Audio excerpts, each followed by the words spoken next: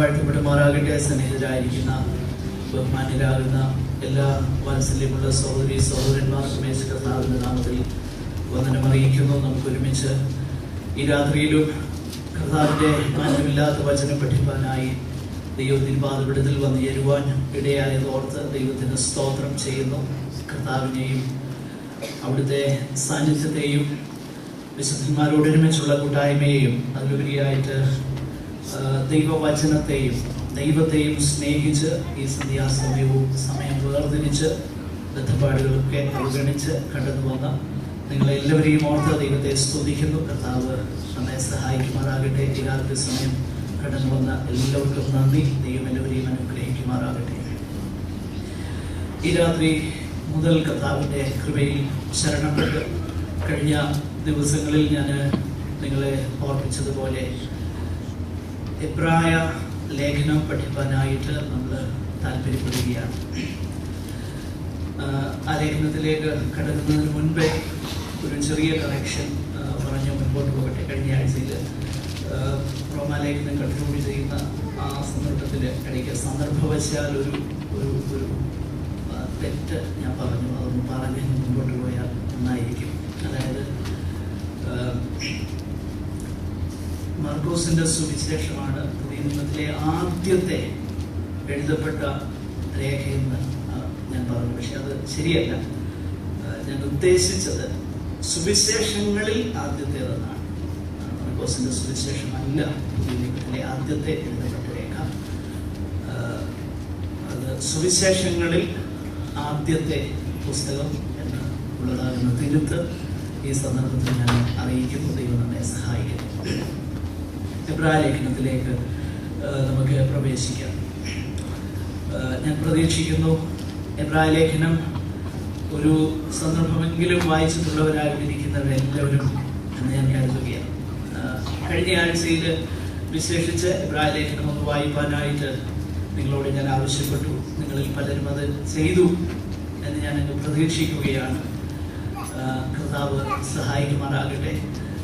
നമ്മുടെ ക്ലാസ്സിൽ പറയുന്ന കാര്യങ്ങൾ നന്നായിട്ട് ഗ്രഹിക്കണമെങ്കിൽ നന്നായിട്ട് മനസ്സിരുത്തി ഒന്നോ അതിലധികമോ ഭാഗം ഈ ലേഖനം നിങ്ങൾ വായിച്ചാലേ മതിയാകത്തുള്ളൂ.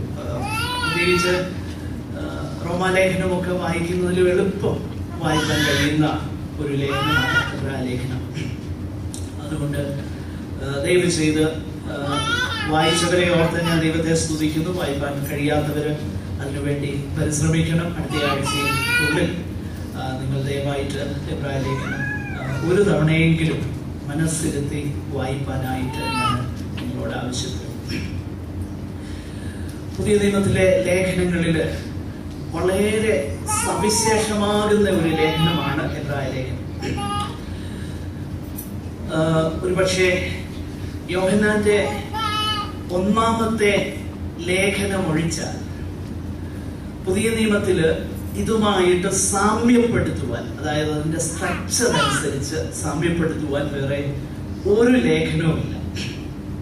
കാരണം ഈ ലേഖനം ആരംഭിക്കുന്നതും തുടരുന്നതും ഒരു ഒരു ഒരു പ്രസംഗം പോലെയാണ്.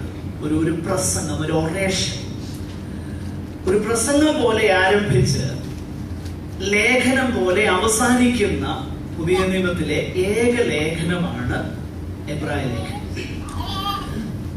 അത് മാത്രമല്ല, ഈ ലേഖനത്തില് എഴുതുന്നത് ആർക്കെന്നോ ആരാണ് എഴുതുന്നതെന്നോ അല്ലെങ്കിൽ എഴുതിയ സ്ഥലമേതെന്നോ ഈ വക കാര്യങ്ങളൊന്നും കാണുന്നില്ല.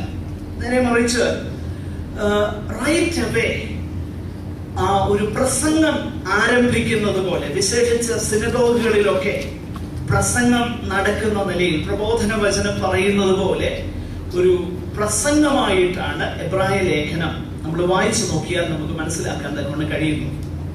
എന്തിനേറെ എബ്രായർക്ക് എഴുതിയ ലേഖനം എന്ന ആ പദപ്രയോഗം പോലും ഈ ലേഖനത്തിലെ ഉള്ളടക്കത്തിൽ നിന്നും അനുമാനിച്ചെഴുതിയതാണ്. എനിക്കറിയാം നമ്മുടെ കുഞ്ഞുങ്ങൾ പ്രിയപ്പെട്ടവരും ഒക്കെ ഉണ്ട്. ചില വാക്കുകളൊക്കെ ഇംഗ്ലീഷിൽ ഞാൻ ഇടയ്ക്ക് പറയുന്നതായിരിക്കും. അതായത് even the title that we have in our Bible, that the Epistle of Hebrews, even that title is deduced from the content of the letter. It was not there. ഇത് ആദ്യം ഈ ലേഖനം ആദിമ നൂറ്റാണ്ടിൽ ദൈവവചനത്തിന്റെ കാനോനിന്റെ ഭാഗമായിട്ട് ഈ ലേഖനം ഉള്ളതിൽ എബ്രായർക്ക് എഴുതിയ ലേഖനം എന്നല്ല, ഇതൊരു ലേഖനമായിട്ട് ദൈവവചനത്തിന്റെ ഒരു ഭാഗമായിട്ട് ഇതിനെ പരിഗണിച്ചു വന്നിരുന്നു. അതിൽ കൂടുതൽ ഈ ലേഖനത്തെ കുറിച്ച് വിശദമായിട്ടും അല്ലെങ്കിൽ വളരെ ഖണ്ഡിതമായിട്ട് നമുക്ക് മനസ്സിലാക്കാൻ കഴിയുന്ന തെളിവുകളൊന്നുമില്ല. എന്നാൽ ഒരുപാട് അനുമാനങ്ങൾ ഈ ലേഖനത്തെ കുറിച്ചുണ്ട്. അതേക്കുറിച്ചൊക്കെ പിന്നീട് വരുന്ന ആഴ്ചകളിലൊക്കെ നമ്മൾ അല്പമായിട്ട് ചിന്തിക്കും. കാരണം അത് ആവശ്യമുള്ള കാര്യം മാത്രം നമ്മൾ പറയും. എന്നാൽ ഇത്രയും മാത്രം പ്രാരംഭമായിട്ട് നമ്മൾ ഗ്രഹിക്കുക. It looks like an anonymous letter in that there is no author. The name of the author is not there. The people whom it was addressed, that is not mentioned there. To which and many other informations are lacking in this letter. പക്ഷേ വളരെ നിസ്തുലമാകുന്ന നിലയിൽ പുതിയ നിയമത്തിലുള്ള മറ്റ് പല ലേഖനങ്ങളിൽ നിന്നും വ്യത്യസ്തമെന്ന് വേണമെങ്കിൽ പറയാൻ കഴിയും, വളരെ യുണീക്ക് ആയിട്ടുള്ള നിലയിൽ, in a very unique fashion, this letter exalts the person of the Lord Jesus Christ. യേശു കർത്താവിനെയും അവിടുത്തെ പ്രവർത്തനങ്ങളെയും വളരെ പ്രകീർത്തിക്കുന്ന, മഹത്വപ്പെടുത്തുന്ന, അനുഗ്രഹീതമാകുന്ന ഒരു ലേഖനമാണ് എബ്രായ ലേഖനം. ക്രിസ്തു മഹാത്മ്യം, the preeminence of Christ, the greatness of Christ, the exaltation of Christ, Christ's unique sacrifice, Christ's unique role as a high priest. All those things are mentioned in this epistle. ക്രിസ്തുവിന്റെ പ്രത്യേക പ്രവർത്തനങ്ങളെ കുറിച്ച്, പാപ പരിഹാര യാഗത്തെ കുറിച്ച്, ക്രിസ്തുവിന്റെ ജഡത്തിലുള്ളതാകുന്ന വെളിപ്പാടിനെ കുറിച്ച്, the incarnation of Christ, that the Lord Jesus Christ came into this flesh, അതിനെ കുറിച്ച് മാത്രമല്ല, നമ്മുടെ വാഴ്ത്തപ്പെട്ടവനാകുന്ന കർത്താവിന്റെ മഹാപൗരോഹിത്യ ശുശ്രൂഷയെ കുറിച്ച്, ഇങ്ങനെയുള്ളതാകുന്ന കാര്യങ്ങളെ കുറിച്ചെല്ലാം വിശദമായിട്ട് വളരെ അനുഗ്രഹീതമാകുന്ന നിലയിൽ ഈ ലേഖനം വിശദീകരിക്കുന്നു. ഈ ലേഖനത്തിന്റെ മറ്റൊരു സവിശേഷത, പുതിയ നിയമത്തിലുള്ള മറ്റ് പല ലേഖനങ്ങളെക്കാളും വളരെ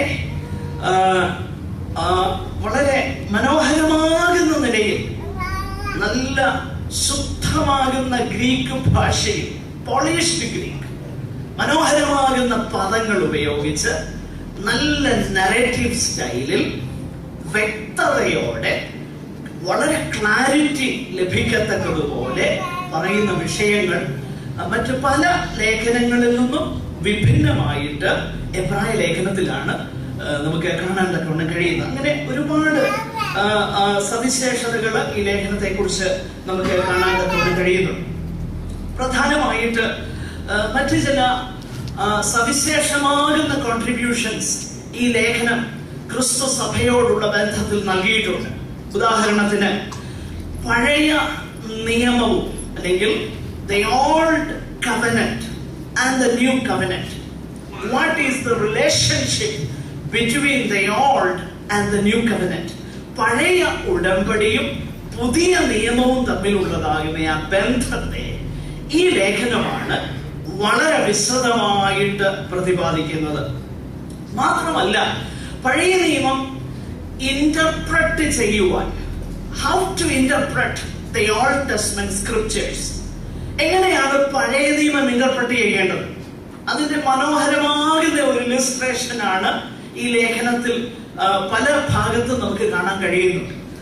അപ്പോൾ ആ നിലയിൽ ഈ ലേഖനം വളരെ സവിശേഷമാണ്. മാത്രമല്ല, വിശ്വാസം എന്നതിന്റെ വ്യക്തമാകുന്ന definition the epistle of Hebrews gives a very comprehensive definition of the faith. വിശ്വാസത്തെ കുറിച്ച് അല്ലെങ്കിൽ ഫെയ്ത്ത്, അതിനെ കുറിച്ച് നമുക്ക് പിന്നീട് വിശദീകരിക്കാം. വിശ്വാസം എന്ന് പറഞ്ഞാൽ എന്താ? വിശ്വാസം എന്നുള്ളത് ഏത് നിലയിലാണ് നമ്മൾ മനസ്സിലാക്കേണ്ടത്? ഇന്ന് നമ്മൾ കാണുകയും കേൾക്കുകയും ചെയ്യുന്നതാകുന്ന സോ കോൾഡ് ഫെയ്ത്ത് അല്ല വേദപുസ്തകത്തിലുള്ള വിശ്വാസം. ഈ കാര്യമൊക്കെ വളരെ വിശദമായിട്ട് എബ്രായ ലേഖനത്തിൽ വിവരിച്ചിരിക്കുന്നത് നമുക്ക് കാണാൻ കഴിയുന്നു. ഈ ലേഖനത്തിന്റെ ഓതർഷിപ്പിനെ കുറിച്ച്, ഇതിന്റെ ലേഖന കർത്താവ് ആരാണെന്നും ഈ ലേഖനത്തിന്റെ ഡേറ്റ്, എഴുതപ്പെട്ടതാകുന്ന ആ കാലഘട്ടം ഏതാണെന്നും ഈ ലേഖനം ലഭിച്ചത് ആർക്കാണെന്നും പ്രത്യേകമാകുന്ന സാഹചര്യം എന്താണെന്നും എന്നതിനെ കുറിച്ചുമൊക്കെ പല നിലകളിലുള്ളതാകുന്ന അനുമാനങ്ങൾ ക്രിസ്തു സഭയുടെ ചരിത്രത്തില് ഒരുപാട് അനുമാനങ്ങളുണ്ട്. നമ്മൾ അതിനെക്കുറിച്ച് അധികമായിട്ട് ചിന്തിക്കുന്നില്ല, എങ്കിലും അത്യാവശ്യമായിട്ട് നമ്മൾ അനുമാനം എന്ന് ഞാൻ പറയുന്ന കാര്യങ്ങൾ വേദപുസ്തക പ്രകാരം നമുക്ക് ചില തെളിവുകൾ കാണാൻ കഴിയുന്നത് വേദപുസ്തക പ്രകാരം നമുക്ക് പിന്നീട് ദൈവം അനുവദിച്ചാൽ അടുത്ത ആഴ്ചയിൽ അത് നമുക്ക് അല്പം വിശദമായിട്ട് ചിന്തിക്കാം എന്ന് ഞാൻ പ്രതീക്ഷിക്കുകയാണ്. അതിനോടുള്ള ബന്ധത്തില് മെയിൻലി ഞാൻ വേദപുസ്തകത്തിൽ തന്നെ ആയിരിക്കും ഫോക്കസ് ചെയ്യുന്നത്. അല്പം ചില കാര്യങ്ങൾ അത്യാവശ്യമായിട്ട് പുറത്തുനിന്ന് ചിലത് പറയുന്നതേ ഉള്ളൂ.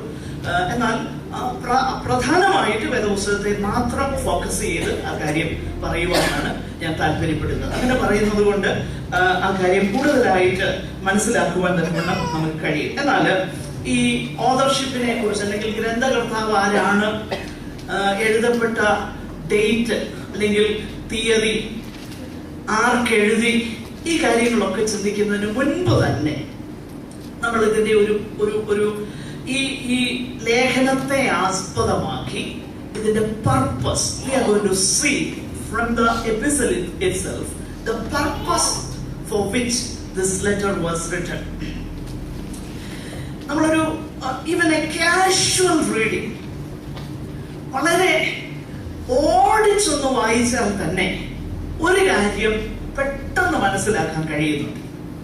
അതായത് ആർക്ക് ഈ ലേഖനം എഴുതിയോ, ആ ലേഖനം ലഭിച്ച പ്രിയപ്പെട്ടവർ അവരുടെ വിശ്വാസ ജീവിതം മുൻപോട്ട് നയിപ്പാൻ വളരെ പ്രയാസപ്പെട്ട് അതങ്ങ് വിട്ടിട്ട് മറ്റ് ചിലതിലേക്ക്, അല്ലെങ്കിൽ അവര് നേരത്തെ ഉപേക്ഷിച്ചു പോന്ന ചിലതിലേക്ക് മടങ്ങിപ്പോകാനുള്ളതാകുന്ന ഒരു താല്പര്യം ഈ ലേഖനം ആർക്ക് ലഭിച്ചോ ആ പ്രത്യേക ഗ്രൂപ്പിൽ ചിലർക്കെങ്കിലും ഉണ്ടായിരുന്നതായിട്ട് നമുക്ക് മനസ്സിലാക്കാൻ കഴിയുന്നുണ്ട്. ഈ ലേഖനം ലഭിച്ച ആ സഭ, അല്ലെങ്കിൽ അവിടെ ഉണ്ടായിരുന്ന എല്ലാവരും ഒരുപോലെ അപ്പോസ്റ്റേറ്റ്സ്, വിശ്വാസത്യാഗികളായിട്ട് പിന്മാറ്റക്കാരായി പോയി എന്നല്ല ഇതിന്റെ അർത്ഥം. നേരെ മറിച്ച് അവരിലൊരു നല്ല പങ്ക് ആൾക്കാര് അവരുടെ വിശ്വാസ ജീവിതത്തിൽ അവർക്ക് മുന്നേറുവാൻ കഴിയാത്ത നിലയിൽ വളരെ പ്രതികൂലങ്ങളെ നേരിടുന്നതാകുന്ന ഒരു അവസ്ഥ ഈ ലേഖനം നമ്മൾ വായിച്ചു നോക്കിയാൽ നമുക്ക് മനസ്സിലാക്കാൻ കൊണ്ട് കഴിയുന്നു. ഈ ലേഖനത്തിൽ നിന്ന് തന്നെ ചില കാര്യങ്ങൾ നമുക്ക് ശ്രദ്ധിക്കാൻ അല്ലെങ്കിൽ മനസ്സിലാക്കാൻ കഴിയുന്നുണ്ട്. ദയവായിട്ട് ചിലപ്പോൾ നിങ്ങൾ ചില വാക്യങ്ങളൊന്ന് വായിക്കണം. ഒന്ന്, ഈ ലേഖനം നമ്മൾ വായിച്ചു നോക്കിയാൽ ഒരു കാര്യം മനസ്സിലാക്കും. ആർക്ക് ഈ ലേഖനം അഡ്രസ് ചെയ്തോ ആ വിശുദ്ധന്മാരെ ഒത്തിരി കാലങ്ങളായിട്ട് വിശ്വാസ ജീവിതത്തിലായിരുന്നവരായിരുന്നു എന്ന് മനസ്സിലാക്കാൻ കഴിയും. They were in the faith for for so many years. What is the evidence? Look at chapter 5 and verse 12. അഞ്ചാമത്തെ അധ്യായം അതിന്റെ 12ാമത്തെ വാക്യം ഒന്ന് ശ്രദ്ധിക്കാം. 5:12. ഓക്കെ, അപ്പോൾ കാലം നോക്കിയാൽ ഇപ്പോൾ നിങ്ങൾ ആരായിരിക്കണമായിരുന്നു? ഉപദേഷ്ടാക്കന്മാർ. അപ്പോൾ അതിൽ നിന്ന് വ്യക്തമാണ് കാലപ്പഴക്കം കൊണ്ട് ഈ ലേഖനം കിട്ടുമ്പോൾ ഒത്തിരി വർഷങ്ങൾ അവര് വിശ്വാസ ജീവിതത്തിൽ തുടർന്നിരുന്നവരാണ്. ഒരുപാട് പഴക്കമുണ്ട് ഈ വിശുദ്ധന്മാരുടെ ക്രിസ്തീയ ജീവിതത്തിന്. ആ കാര്യം വ്യക്തമാണ്. മറ്റൊന്ന്, ഈ വിശുദ്ധന്മാർ ദൈവകൃപയിലേക്ക് വന്നു കഴിഞ്ഞപ്പോൾ അവരുടെ ആത്മീക ജീവിതം ശരിക്കും അവരുടെ ഭൗതികമാകുന്ന വിഷയങ്ങളിൽ വളരെ ലിബറാലിറ്റിയോടുകൂടി they were so liberal in supporting the saints of God. ആ കാര്യം നമുക്ക് മനസ്സിലാക്കാൻ കഴിയുന്നുണ്ട്. 6-ാം അധ്യായം അതിന്റെ 10ാം വാക്യം ഒന്ന് വായിച്ചേ.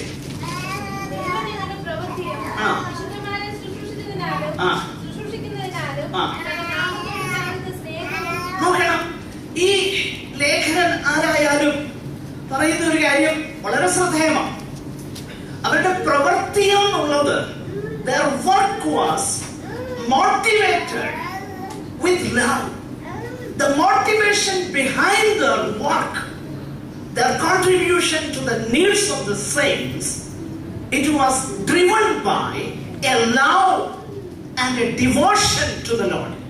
കർത്താവിനോടുള്ള സ്നേഹവും കർത്താവിനോടുള്ളതാകുന്ന ആ ഭക്തിയും, അതാണ് ഇവർ വിശുദ്ധന്മാരെ അവരുടെ ആവശ്യങ്ങളിൽ സഹായിക്കാനായിട്ട് ഇവർ തുനിഞ്ഞത്. അപ്പോൾ വളരെ ലിബറലി ദൈവമക്കളുടെ ആവശ്യങ്ങൾക്ക് വേണ്ടി, അല്ലെങ്കിൽ വിശുദ്ധന്മാരുടെ ആവശ്യങ്ങൾക്ക് വേണ്ടി, സുവിശേഷ വേലയ്ക്ക് വേണ്ടി കോൺട്രിബ്യൂട്ട് ചെയ്തിരുന്നവരാണ് ഈ വിശുദ്ധന്മാർ. മറ്റൊന്ന്, ഇവരെ കുറിച്ച് നമുക്ക് കാണാൻ കഴിയുന്നത്, ഈ വിശുദ്ധന്മാർ വളരെ പ്രയാസങ്ങളിലൂടെ കടന്നുപോയിട്ടും വിശ്വാസ ജീവിതത്തില് ഇവര് ഉറച്ചു നിന്നവരാണ്. ഒരു സമയത്ത് വായിക്കാൻ ചില വേദഭാഗം, എബ്രായ ലേഖനം 10-ാം അധ്യായം അതിന്റെ 32 മുതലുള്ള വാക്യങ്ങൾ വായിച്ചേ. എന്നാൽ നിങ്ങൾ പ്രകാശം ലഭിച്ച ശേഷം നിന്ദകളാലും പീഡകളാലും കൂട്ടുകാഴ്ച വഹിച്ചും ആ വക അനുഭവിക്കുന്നവർക്ക് കൂട്ടാളികളായി തീർന്നു. ഇങ്ങനെ കഷ്ടങ്ങളാൽ വളരെ പോരാട്ടം കഴിച്ച് ഈ വിശുദ്ധന്മാർ അവരുടെ പൂർവ്വകാലത്തെ കുറിച്ച് ഈ ലേഖനകർത്താവ് അവരെ റിമൈൻഡ് ചെയ്യുമ്പോൾ, he reminds them, you had such a rich past record about you. നിങ്ങളെ കുറിച്ച് വളരെ ശുഭമേറിയതാകുന്ന അനുഗ്രഹിക്കപ്പെട്ട കാര്യങ്ങൾ ഞങ്ങൾക്ക് ഓർക്കാനുണ്ട്. നിങ്ങൾ പ്രകാശനം ലഭിച്ച കാലത്ത് നിങ്ങളുടെ വിശ്വാസത്തിനു വേണ്ടി വില കൊടുക്കുവാൻ ഈ വിശുദ്ധന്മാർ തയ്യാറായിരുന്നു. കഷ്ടങ്ങളാൽ വളരെ പോരാട്ടം കഴിച്ച പൂർവ്വകാലം.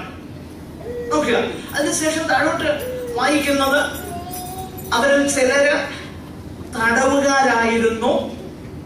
പിന്നെ അവരുടെ കാഴ്ചപ്പാടൊക്കെ വളരെ വളരെ ഉദാത്തമാകുന്ന കാഴ്ചപ്പാടായിരുന്നു.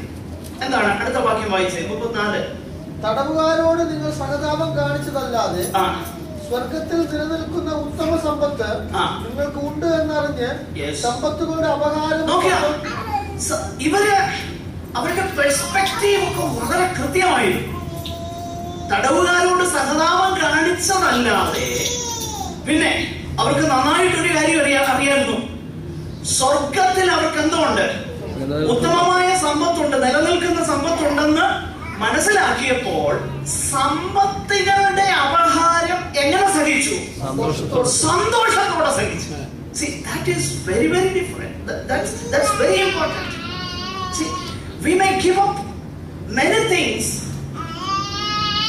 just because we cannot keep them. നമുക്ക് പിടിച്ചു വെക്കാൻ കഴിയാത്തത് ചിലപ്പോൾ നമ്മൾ എന്ത് ചെയ്യും? എങ്ങനെയാലും ഞരങ്ങിയൊക്കെ അങ്ങ് കൊടുത്തുന്നിരിക്കും. ഈ വിശുദ്ധന്മാർ അങ്ങനല്ലായിരുന്നു. സമ്പത്തുകള് യേശുവിന്റെ തിരുനാമം നിമിത്തം അപഹരിക്കപ്പെട്ടപ്പോൾ അതിനെ എങ്ങനെ സഹിച്ചു? സന്തോഷത്തോടെ സഹിച്ചു. അങ്ങനെയുള്ളതാകുന്ന ഒരു ഗ്രൂപ്പായിരുന്നു ഈ വിശുദ്ധന്മാർ. ഇനിയും മറ്റു ചില കാര്യങ്ങളൂടെ പെട്ടെന്ന് ഞാൻ നിങ്ങളോട് ഓർപ്പിക്കട്ടെ. എന്നാൽ ഇവരുടെ ഇടയിൽ ഇപ്പോഴുള്ളതാകുന്ന ഒരു ചെറിയ പ്രശ്നം, അതിന്റെ 13-ാം അധ്യായം 17-ാം വാക്യം. 13-ാം അധ്യായം 17-ാം വാക്യം.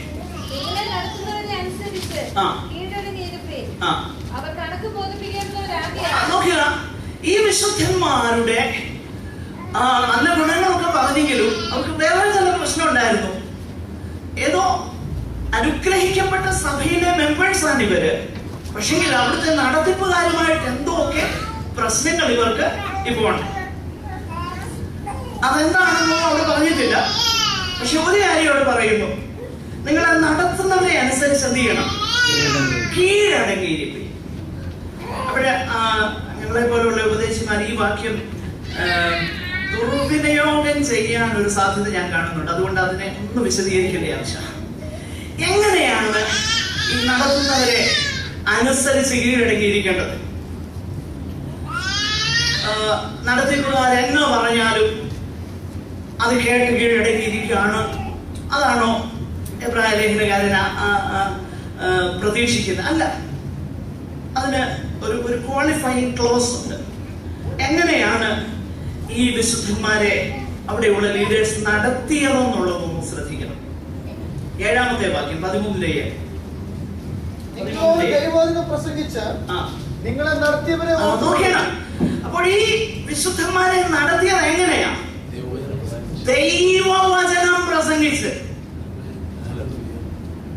അപ്പൊ ദൈവവചനം പ്രസംഗിച്ച് നടത്തുകയാണെങ്കിൽ the church has no option but to submit to the authority of the leaders.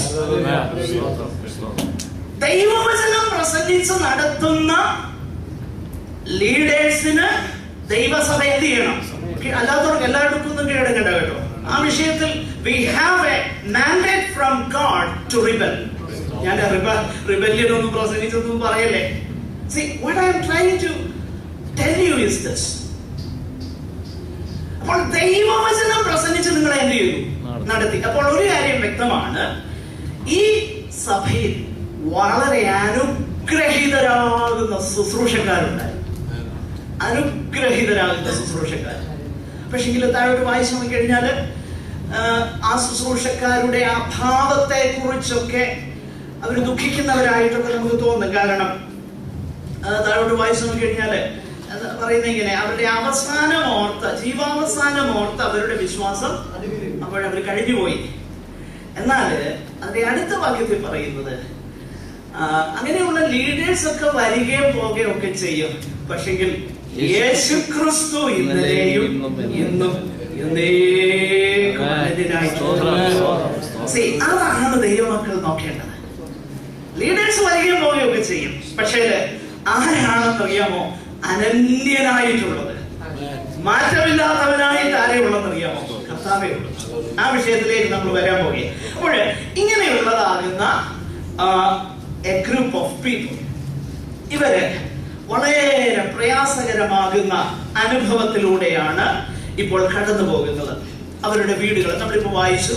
അവരുടെ വീടുകൾ കൊള്ളയടിക്കപ്പെടുന്നു, അവര് തടവിലാക്കപ്പെടുന്നു, അവരുടെ സമ്പത്തുകൾ അപഹരിക്കപ്പെടുന്നു. They were robbed, they were plundered, they were ridiculed, they were beaten in the public, and all those things are there. അതെല്ലാം അവരുടെ ജീവിതത്തിലുണ്ട്. They had the problem of the relationship with the people who lead them. All those things were there. ഇതിന്റെ എല്ലാം നടുവിൽ ഈ വിശുദ്ധന്മാരെ ദൈവകൃപയിൽ നിലനിർത്തുവാനും കർത്താവിങ്കിലേക്ക് അവരെ മടക്കി കൊണ്ടുവരുവാനുമാണ് ഈ ഓദർ, ഈ ഗ്രന്ഥകർത്താവ് പരിശ്രമിക്കുന്നത്. നമ്മൾ ആ കാര്യം അല്പമായിട്ട് തുടർന്ന് ഒന്ന് ചിന്തിപ്പാനായിട്ട് താല്പര്യപ്പെടുക. ഈ വിശുദ്ധന്മാരെ they were in the danger of compromising. അവർ കോംപ്രമൈസ് ചെയ്യുവാൻ, സന്ധി ചെയ്യാൻ പോകുന്ന അവരുടെ വിശ്വാസത്തിനു വേണ്ടി അവര് വളരെ വില കൊടുത്ത് പിടിച്ചു നിന്നു. എന്നാൽ ചില സന്ദർഭങ്ങളിൽ ചിലര് രക്തസാക്ഷികൾ വരെ ആയി തീർന്നു. ചിലര് പക്ഷെങ്കിൽ കൂടുതൽ പേരെ കുറിച്ച് ഈ ലേഖനകർത്താവിന് പറയാനുള്ളത് ഇങ്ങനെയാണ്: പാപത്തോട് പോരാടുന്നതിൽ നിങ്ങൾ പ്രാണത്യാഗത്തോളം എതിർത്ത് നിന്നിട്ടില്ല. അപ്പോൾ ജീവൻ കൊടുക്കേണ്ടി വരുന്ന ഒരു പ്രത്യേക ഘട്ടത്തിലേക്ക് ഈ വിശുദ്ധന്മാര് വരികയാണ്. അതിനിടയിൽ അല്പം ഒരു ചരിത്രം പറയും. ഇത് യഹൂദ ക്രിസ്ത്യാനികൾക്കാണ് ഈ ലേഖനം എഴുതി. അതിനെക്കുറിച്ച് നമ്മൾ പിന്നീട് വിശദമായിട്ട് ചിന്തിക്കും. എന്നാൽ പ്രാരംഭ വാക്കുകൾ ശ്രദ്ധിക്കുക. യഹൂദ ക്രിസ്ത്യാനികൾ എന്ന് പറഞ്ഞാൽ യഹൂദ പാരമ്പര്യത്തിൽ നിന്നും യേശു കർത്താവിൽ വിശ്വസിച്ച് രക്ഷിക്കപ്പെട്ട് ദൈവമക്കളായി തീർന്ന വിശുദ്ധന്മാർക്ക് എഴുതിയതാകുന്ന ലേഖനമാണിത്. അങ്ങനെ നമുക്ക് മനസ്സിലാക്കാൻ കഴിയും. അതിന്റെ തെളിവുകൾ നമ്മൾ പിന്നീട് ചിന്തിക്കും അടുത്ത ആഴ്ചയിൽ. എന്നാൽ ഈ വിശുദ്ധന്മാരോട് പറയുന്ന ചില വാക്കുകൾ വളരെ വളരെ ശ്രദ്ധേയമാണ്. ഒന്ന്, ഇവർ ജീവിച്ചിരുന്ന കാലഘട്ടം 1-ാം നൂറ്റാണ്ടിൽ 70-ാം ദശകത്തിന് മുൻപായിട്ട് 60-നും 70-നും ഇടയിലുള്ളതാകുന്ന ഒരു പ്രത്യേക കാലഘട്ടത്തിലാണ് ഈ ലേഖനം എഴുതിയതെന്ന് ചിന്തിക്കാനുള്ള തെളിവുകളുണ്ട്. അതിനെക്കുറിച്ച് നമ്മൾ പിന്നീട് ചിന്തിക്കും വിശദമായിട്ട്. ഞാനൊന്ന് പറഞ്ഞു പോകട്ടെ. ആ പ്രത്യേക കാലഘട്ടത്തില് ഈ വിശുദ്ധന്മാർ എവിടെയായിരുന്നു? ഏതായാലും ഇവര് യഹൂദ ക്രൈസ്തവരാണ്, ആ കാര്യം വ്യക്തമാണ്. ഇവർക്ക് ജാതികളിൽ നിന്നും പീഡനമേൽക്കേണ്ടി വന്നിട്ടുണ്ട്, സ്വന്തം ജാതിക്കാരിൽ നിന്നും പീഡനമേൽക്കേണ്ടി വന്നിട്ടുണ്ട്. സ്വന്തം ജാതിക്കാരിൽ നിന്നും പീഡനമേൽക്കേണ്ടി വന്ന സന്ദർഭം എന്നുള്ളത് ഒരു ചെറിയ എക്സ്റ്റേണൽ എവിഡൻസ് ഞാൻ ഇതുമായിട്ടൊന്ന് കൂട്ടി യോജിപ്പിക്കുവാനായിട്ട് താല്പര്യപ്പെടുകയും. യഹൂദന്മാരുടെ ചരിത്രം എഴുതിയ ഒരു ചരിത്രകാരനാണ് ജോസീഫസ്. ജോസീഫസിന്റെ വാർസ് ഓഫ് ജ്യൂസ് എന്ന് പറയുന്ന ഒരുപാട് വോളിയംസ് ഉള്ളതാകുന്ന ഒരു പുസ്തകമുണ്ട്. യഹൂദ ചരിത്രകാരനായി ഈ യഹൂദന്മാരുടെ യുദ്ധങ്ങളെന്ന് വിശേഷിപ്പിച്ചിരിക്കുന്നത് AD 66 മുതൽ 73 വരെ പലസ്തീനിൽ റോമൻ ഭരണത്തിനെതിരെ അവർ നടത്തിയ റിബല്യൻ, ചെറുത്തുനിൽപ്പിനെയാണ്, ആ യുദ്ധങ്ങളെയാണ് യഹൂദന്മാരുടെ യുദ്ധങ്ങളെന്ന് ചരിത്രത്തിൽ വിശേഷിപ്പിച്ചിരിക്കുന്നു. റോമൻ യോക്ക് അവരുടെ മേൽ അധികം ഭാരമായിരുന്നു. ആ യഹൂദന്മാരുടെ ദേശീയത തലപൊക്കുന്ന ഒത്തിരി സന്ദർഭങ്ങൾ വേറെ പുസ്തകത്തിലുണ്ട്.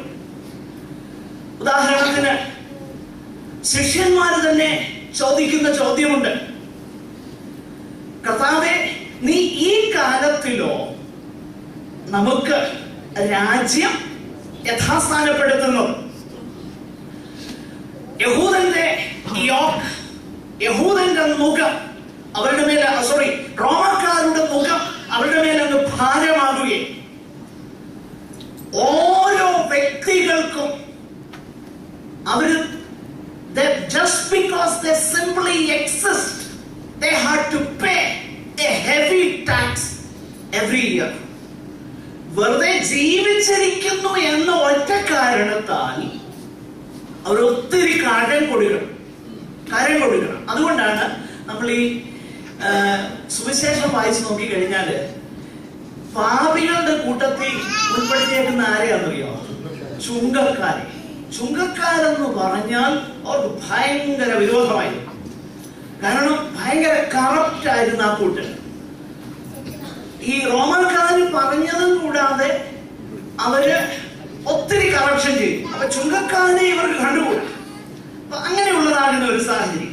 പിന്നെ നമ്മൾ വായിക്കുന്നുണ്ട് അപ്പോസ്തല പ്രവൃത്തികളിൽ തന്നെ യഹൂദന്മാരെ ഇൻസ്റ്റിഗേറ്റ് ചെയ്ത് എതിർത്തു നിൽക്കാനായിട്ട് ചിലരൊക്കെ പരിശ്രമിച്ചതിനെ കുറിച്ചുള്ളതാകുന്ന രേഖകൾ അപ്പോസ്തല പ്രവൃത്തിയിൽ ചില മെൻഷൻസ് നമ്മൾ വായിക്കുന്നുണ്ട്.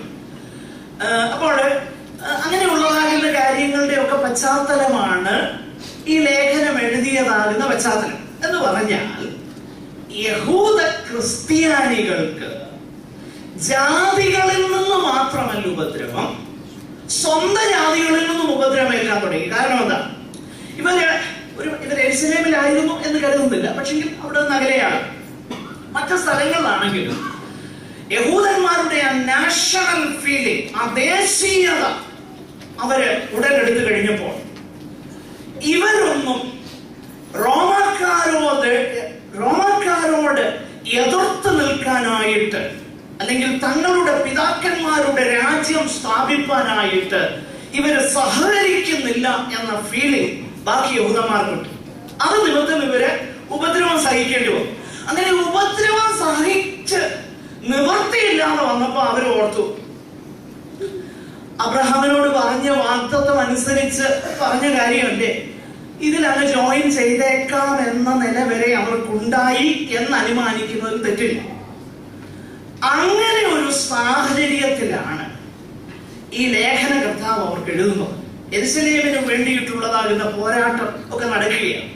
ആ സന്ദർഭത്തില് just let us give in and let us join them എന്നുള്ള നില ഈ വിശുദ്ധന്മാർക്ക് വന്നു കഴിഞ്ഞപ്പോൾ ലേഖനകർത്താവ് എഴുതുകയാണ്, ഇവിടെ നമുക്ക് നിലനിൽക്കുന്ന നഗരമില്ല. അവരോട് പറയുകയാണ്, ഈ നഗരമല്ല നമ്മുടേത്, നമുക്കുള്ളത് വരുവാനുള്ളതാകുന്ന ഒരു നഗരം. എന്നിട്ട് പറയുകയാണ്, അബ്രഹാം തുടങ്ങിയ സകല പിതാക്കന്മാരും ദൈവം ശില്പിയായി നിർമ്മിച്ചതും അടിസ്ഥാനമുള്ളതുമാകുന്ന നഗരത്തിന് വേണ്ടി കാത്തിരുന്നത്, അല്ലാതെ ഈ ഭൂമിയിലെ നഗരത്തിന് വേണ്ടിയിട്ടല്ല. നോക്കുക, ഇങ്ങനെ അനവധി പ്രബോധന വചനങ്ങൾ ഈ വിശുദ്ധന്മാരോട് ഈ ലേഖനകർത്താവ് പറയുന്നത് നമുക്ക് കാണാൻ കൊണ്ട് കഴിയുന്നുണ്ട്. ആകട്ടെ, അവരോട് പറയുമ്പോൾ എന്തൊക്കെയാണ് അവരോട് പറയുന്നതാകുന്ന കാര്യം? ഇവർക്ക് നിലനിൽക്കാനായിട്ട് എങ്ങനെയാണ് കഴിയുന്നത്? ഈ പ്രത്യേകമാകുന്ന സാഹചര്യത്തിൽ, ഈ ബുദ്ധിമുട്ടുകളുള്ള, ഈ ഉപദ്രവമുള്ള, ഈ ജീവൻ വരെ ബലി കൊടുക്കേണ്ടി വരുന്നതാകുന്ന ഈ സാഹചര്യത്തിൽ ഈ വിശുദ്ധന്മാർക്ക് എങ്ങനെ നിലനിൽക്കുവാനായിട്ട് കഴിയും? എല്ലാവരും ഇവിടെ ശ്രദ്ധിച്ചു. നിങ്ങൾ ശബ്ദം ഉണ്ടാക്കുന്നത് ഇവിടെ നിങ്ങൾ ശ്രദ്ധിക്കുക. അവർ ശബ്ദം ഉണ്ടാക്കുന്നത് കുഞ്ഞുങ്ങളല്ലേ, ശബ്ദം ഉണ്ടായിക്കൊണ്ടിരിക്കും. നിങ്ങൾ ഇവിടെ ശ്രദ്ധിക്കുക പ്ലീസ്.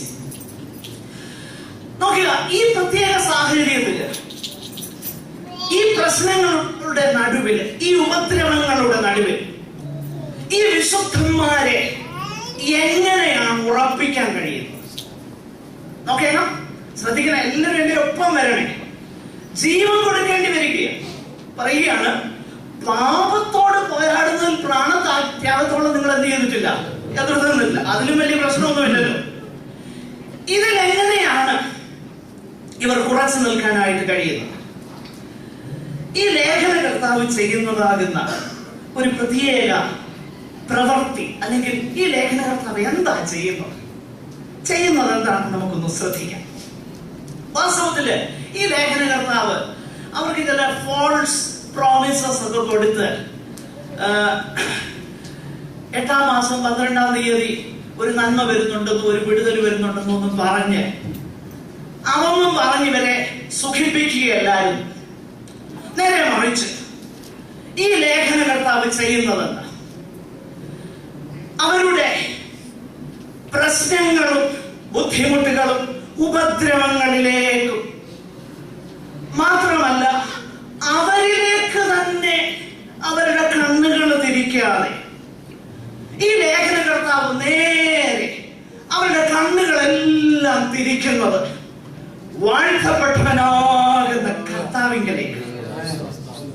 എന്ന പ്രിയരെ, ജീവിതത്തിലെ ഏത് സാഹചര്യങ്ങളിൽ, ഏത് കഷ്ടതകളിൽ, ഏത് ഹോപ്പ്ലെസ് ആയിട്ടുള്ള സിറ്റുവേഷനിലും, പ്രതീക്ഷയറ്റ സാഹചര്യങ്ങളിലും കർത്താവിങ്കലേക്ക് നമ്മുടെ കണ്ണുകൾ ഉയർത്തുന്നത് പോലെ നമ്മുടെ ഹൃദയത്തിന് ശക്തിയും സമാധാനവും നമുക്ക് ഉറപ്പും തരുന്ന മറ്റൊന്നും ഈ ലോകത്തിൽ ഇല്ലെന്നുള്ളത് നമ്മൾ ഗ്രഹിച്ചുകൊണ്ടേ. അതാണ് ഈ ലേഖനകർത്താവ് ചെയ്യുന്നത്. യേശുവിങ്കലേക്ക് ഇവരുടെ കണ്ണുകളെ തിരിക്കുകയും, യേശുവിങ്കലേക്ക് തിരിക്കുന്നതിനോടുള്ള ബന്ധത്തിൽ സഹിഷ്ണുതയെ കുറിച്ച് നിങ്ങൾ സഹിഷ്ണുതയോടെ നിൽക്കണം എന്ന് പറയുമ്പോൾ പല കാര്യങ്ങൾ അവരോട് പറയുന്നുണ്ട്. വിശേഷിച്ച് പഴയ നിയമത്തിൽ നിന്ന് അനവധി ഉദാഹരണങ്ങൾ എടുക്കുന്നുണ്ട്. പ്രധാനപ്പെട്ട 2 ഉദാഹരണങ്ങൾ, ഒന്ന് അബ്രഹാമും മറ്റൊന്ന് മോശയും. അബ്രഹാമിനെ കുറിച്ച് എടുക്കുമ്പോൾ 6-ാം അധ്യായം 15-ാം വാക്യത്തിൽ പറയുന്നത് ഇങ്ങനെയാണ്: ദൈവം അബ്രഹാമിന് ഒരു വാഗ്ദത്തം കൊടുത്തു. പക്ഷെങ്കിൽ അബ്രഹാം എന്ത് ചെയ്തു? അബ്രഹാം 6:15 വായിച്ചേ. അങ്ങനെ അവൻ ദീർഘക്ഷമയോടെ ഇരുന്ന് വാഗ്ദത്ത വിഷയം പ്രാപിച്ചു. ദൈവം പറഞ്ഞെങ്കിൽ ദൈവം ചെയ്യുമെന്നുള്ള ആ ഉറച്ച വിശ്വാസത്തോടെ അബ്രഹാം എന്ത് ചെയ്തു? വാഗ്ദത്ത വിഷയം പ്രാപിച്ചു. അപ്പൊ അബ്രഹാമിനെ കുറിച്ച് പറഞ്ഞു. 2 മോശയെ കുറിച്ച് പറയുന്നു. ഒന്ന് ശ്രദ്ധിക്കാം. 11-ാം അധ്യായം 27-ാമത്തെ വാക്യം.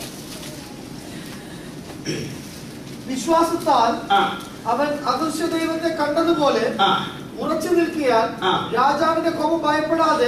മോശ എങ്ങോട്ട് നോക്കിയില്ല? രാജാവിന്റെ കോപിച്ച മുഖത്തേക്ക് നോക്കിയില്ല. 2 തന്റെ സ്വജനങ്ങളെ നോക്കിയില്ല. കാരണം ആദ്യം അവരെ രക്ഷിക്കാൻ ചെന്നപ്പോ എന്നാ അവര് പറഞ്ഞത് നിന്നെ ഞങ്ങൾക്ക് ആരാണ് ന്യായകർത്താവാക്കിയത്? അപ്പൊ അങ്ങോട്ട് നോക്കിയില്ല. അങ്ങോട്ട് നോക്കിയാലും എന്തുണ്ടാകാൻ പറ്റുകയില്ല, ഉറച്ചു നിൽക്കാൻ പറ്റുകയില്ല. പക്ഷെ ഉറച്ചു നിൽക്കാൻ എങ്ങനെ കഴിയും? അദൃശ്യ ദൈവത്തെ കണ്ടതുപോലെ. പ്രിയമുള്ളവരെ, അപ്പോൾ ദൈവമുഖത്തേക്ക് നോക്കിയെങ്കിലേ ഒരു ഭക്തൻ അവന്റെ കഷ്ടതയിൽ, അവന്റെ ക്ലേശങ്ങളിൽ, അവന്റെ ബുദ്ധിമുട്ടുകളിൽ, അവൻ നേരിടുന്നതാകുന്ന ആപത്ത് അനർത്ഥങ്ങളിൽ എന്തുമാകട്ടെ അതിൽ നിലനിൽക്കാൻ കഴിയുന്നത് ദൈവമുഖത്തേക്ക് നോക്കാൻ. ആ കാര്യം ഇവിടെ പറയുന്നു. എന്നാൽ അത് മാത്രമല്ല, ഇതിനേക്കാൾ ഏറ്റവും പ്രാധാന്യതയോടെ പറയുന്നത്, അബ്രഹാമിനെ കുറിച്ചും മോശയെ കുറിച്ചും ഒക്കെ പറഞ്ഞെങ്കിലും അതിനേക്കാളും പ്രാധാന്യതയോടെ പറയുന്ന മറ്റൊരു കാര്യമാണ് 12-ാം അധ്യായം 2-3 വാക്യങ്ങൾ. 12-ാം അധ്യായം വിശ്വാസത്തിന്റെ നായകനും പൂർത്തി വരുത്തുന്നവനുമാകുന്ന യേശുവിനെ നോക്കിക്കേ. യേശുവിനെ നോക്കുമ്പോ എന്താ കാണുന്നത്? അവിടുന്ന് അപമാനം അലക്ഷ്യമാക്കി പിന്നെ എന്ത് സഹിച്ചു? ക്രൂശ് സഹിച്ചു. അപ്പൊ സഹനശക്തിയുടെ ഏറ്റവും ഉദാത്തമാകുന്ന ഉത്തമമാകുന്ന മാതൃക മറ്റാരുമല്ല, നമ്മുടെ പൊന്ന് കർത്താവ് തന്നെ. അപ്പൊ കർത്താവിലേക്ക് നോക്ക്. Look at Jesus. യേശുവിലേക്ക് നോക്ക്. ഈ കാര്യമാണ് ഈ വിശുദ്ധന്മാരോട് പറയുന്നത്. അപ്പോൾ ഇതിന്റെ പ്രധാനപ്പെട്ട പർപ്പസ്, ഉദ്ദേശം എന്ന് പറയുന്നത് അവരുടെ കഷ്ടതയിൽ, അവരുടെ ഈ പ്രത്യേക പീഡനങ്ങളുടെ നടുവിൽ അവര് ദൈവമുഖത്തേക്ക് നോക്കണം. അവര് പതറുവാൻ പാടില്ല, അവര് സന്ധി ചെയ്യുവാൻ പാടില്ല. They shouldn't compromise on their faith. They shouldn't go back. They shouldn't look at around them. They shouldn't look at their troubles. They should rather look to the Lord. Look to the Lord Jesus Christ. ഈ സന്ദേശം, ഈ ഉദ്ദേശമാണ് വളരെ പ്രാധാന്യതയോടെ എബ്രായ ലേഖനകാരൻ ഈ വിശുദ്ധന്മാരോട് പറയുന്നത്. ആകട്ടെ, അടുത്തതായിട്ട് നമുക്ക് ഈ ലേഖനത്തിന്റെ പ്രധാനപ്പെട്ട സന്ദേശം ഒന്ന് ശ്രദ്ധിക്കാം. The real or the main message of this letter. ഈ ലേഖനത്തിന്റെ പ്രധാനപ്പെട്ടതാകുന്ന പ്രതിപാദ്യ വിഷയങ്ങൾ, there are at least 2 major themes. That is the 2 major themes, and all other things are built around that. ആ പ്രധാനപ്പെട്ട 2 തീം എന്ന് പറയുന്നത്, നമ്പർ 1 റെവലേഷൻ, നമ്പർ 2 റിഡംഷൻ. ഒന്ന് വെളിപ്പാടും മറ്റൊന്ന് വീണ്ടെടുപ്പ്. അപ്പൊ പ്രധാനപ്പെട്ട തീം എന്ന് പറയുന്നത് വെളിപ്പാടും വീണ്ടെടുപ്പുമാണ്. ഈ വെളിപ്പാടും വീണ്ടെടുപ്പും എന്ന് പറഞ്ഞാൽ ഞാൻ വിശദമാക്കാം. വെളിപ്പാട് എന്നതിനാൽ നാം മനസ്സിലാക്കേണ്ടത് the word of God, ദൈവവചനമാകുന്ന റെവലേഷൻ. ഞാൻ വിശദീകരിക്കാം ആ കാര്യം. The revelation of God's word. Redemption എന്ന് പറയുമ്പോൾ, വീണ്ടെടുപ്പ് എന്ന് പറയുമ്പോൾ, the work of Christ, ക്രിസ്തുവിന്റെ പ്രവൃത്തി. ഒന്നുകൂടെ വിശദമാക്കി പറഞ്ഞാൽ, what God said and what Christ did. Revelation and redemption. ദൈവം പറഞ്ഞതെന്ത്, ക്രിസ്തു ചെയ്തത്. ഈ രണ്ട് പ്രധാനപ്പെട്ട തീമാണ് ഈ ലേഖനത്തിൽ വളരെ പ്രാധാന്യതയോടെ ഈ ലേഖനകാരൻ പറയുന്നു. ഈ ഒന്നാമത്തെ തീമിനെ കുറിച്ച് നമുക്ക് ഒന്ന് ശ്രദ്ധിക്കാൻ പറ്റുന്നു.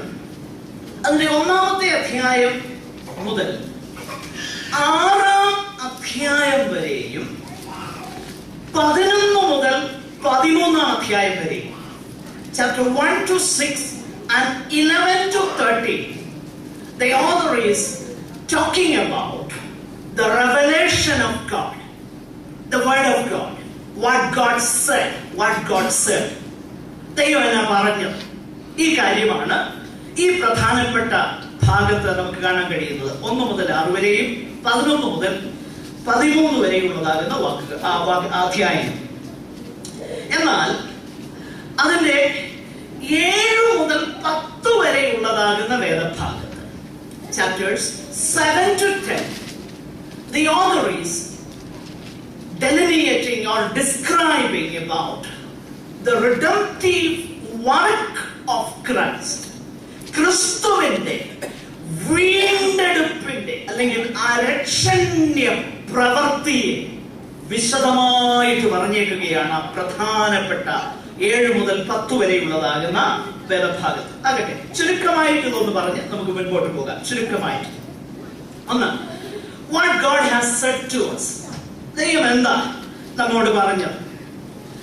അതിന്റെ 1-ാമത്തെ അധ്യായം നമ്മൾ ശ്രദ്ധിച്ച് നോക്കിയാൽ തന്നെ നമുക്കൊരു കാര്യം, അല്ലെങ്കിൽ ഈ അധ്യായങ്ങൾ നമ്മൾ വായിച്ചു നോക്കിക്കഴിഞ്ഞാൽ ഈ ലേഖനകർത്താവ് വളരെ പ്രാധാന്യതയോടെ ദൈവവചനത്തിന് ഒരു ദൈവ ഭക്തനിൽ ഉണ്ടായിരിക്കേണ്ട സ്ഥാനത്തെ കുറിച്ച് പറയും. That he says God's word is so very important in the life of a child of God. ഒരു ദൈവവൈതലിന്റെ ജീവിതത്തിൽ ദൈവവചനം എന്ന് പറയുന്നത് വളരെ പ്രാധാന്യമാണ്.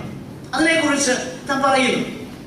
അങ്ങനെ പറയുമ്പോൾ അതിന്റെ 1-ാം അധ്യായം 1-ാം വാക്യം ഒന്ന് വായിച്ചേ, നമുക്ക് പെട്ടെന്ന് മുൻപോട്ട് പോകാം. 1-ന്റെ 1.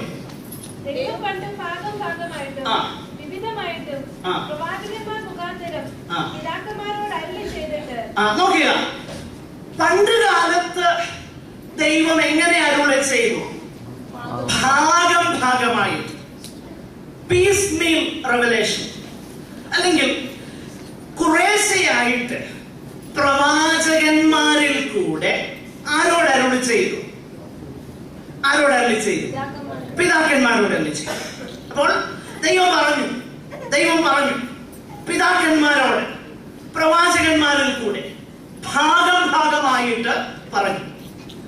എന്നാൽ അങ്ങനെ ഭാഗമായി പിതാക്കന്മാരോട് പറഞ്ഞെങ്കിൽ ഈ കാലത്ത്, അതായത് കൃപായുഗത്തിൽ, ആരിൽ കൂടെയാണ് ഈ വചനം ദൈവം പറഞ്ഞിരിക്കുന്നത്? അതിന്റെ 2-ാം വാക്യവും അതിന്റെ 3-ാമത്തെ വാക്യത്തിന്റെ ആരംഭവും ശ്രദ്ധിച്ചാൽ അത് നമുക്ക് മനസ്സിലാകും. അരുളി ചെയ്തിട്ട് ഈ അന്ത്യകാലത്ത് പുത്രൻ മുഖാന്തരം നമ്മോട് അരുളി ചെയ്തിരിക്കുന്നു. പുത്രൻ മുഖാന്തരം നമ്മളോട് ചെയ്യുന്നു, അരുളി ചെയ്തിരിക്കുന്നു. അപ്പോൾ പ്രവാചകന്മാരിൽ കൂടെ പറഞ്ഞത്, ശ്രദ്ധിക്കണേ, പ്രവാചകന്മാരിൽ കൂടെ പറഞ്ഞത് ഭാഗമായിട്ട് പണ്ട് കാലത്ത് കുറേശ്ശെയായിട്ട് പറഞ്ഞു, പ്രവാചകന്മാരിൽ കൂടെ പറഞ്ഞു. എന്നാൽ പുത്രൻ വന്നു കഴിഞ്ഞപ്പോൾ സമ്പൂർണമായ വെളിപ്പാട്. ദൈവം എന്താണെന്ന് നോക്കുക. പഴയ നിയമകാലത്ത് ദൈവം തന്നെ കുറിച്ച് വെളിപ്പെടുത്തിയത്, ശ്രദ്ധിക്കണേ, തന്നെ കുറിച്ചുള്ള വെളിപ്പാട് കൊടുത്തത് പ്രവചനവാക്യങ്ങളിൽ കൂടെ, സ്വപ്നങ്ങളിൽ കൂടെ, ദർശനങ്ങളിൽ കൂടെ, ഉപമകളിൽ കൂടെ, സങ്കീർത്തനങ്ങളിൽ കൂടെ എന്ന് വേണ്ട, അങ്ങനെ വിവിധങ്ങളായി ഭാഗമായിട്ട് ദൈവം തന്നെ കുറിച്ചുള്ള വെളിപ്പാട് പിതാക്കന്മാർക്ക് കൊടുത്തു. ശ്രദ്ധിക്കണേ, അങ്ങനെ ഭാഗമായിട്ട് കൊടുത്തെങ്കിൽ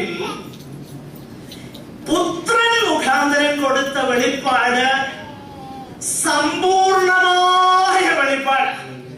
കാരണം പുത്രനിലാണ് ദൈവത്തിന്റെ സർവസമ്പൂർണതയും ദേഹരൂപമായി വസിക്കുന്നത്. സർവസമ്പൂർണതയും ദൈവമാരാണെന്ന് പുത്രൻ ജഡശരീരത്തിൽ സമ്പൂർണമായി വെളിപ്പെടുത്തുകയാണ്.